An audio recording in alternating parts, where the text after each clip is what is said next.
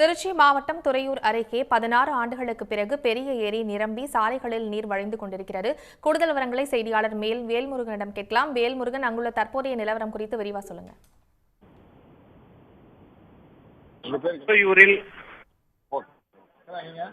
ஆயிரக்கணக்கான ஏக்கர் அளவிலான பாசன ஏரி அமைந்துள்ளது. இந்த பாசன ஏரிக்கு பச்சமலையில் இருந்து தண்ணீர் அதிக அளவு கடந்த சில தினங்களாக கனமழை காரணமாக வர தொடங்கியது.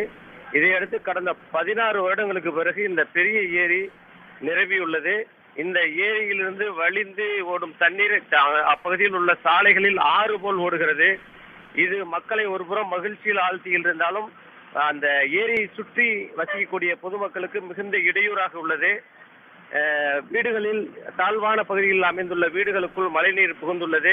மேலும் இந்த மழைநீர் காரணமாக பாதிப்பு ஏற்படாத வகையில் இருப்பதற்காக பொதுப்பணித்துறையினர், தீயணைப்பு துறையினர் மற்றும் போலீசார் தொடர்ந்து கண்காணித்து வருகின்றனர். அந்த ஏரியின் தண்ணீரை முறையாக வெளியேற்றி ஐயாற்றில் சென்று விடுவதற்கான வழிமுறைகளிலும் தொடர்ந்து ஈடுபட்டுக் கொண்டு வருகின்றனர். மேடம், தகவல்களுக்கு நன்றி வேல்முருகன்.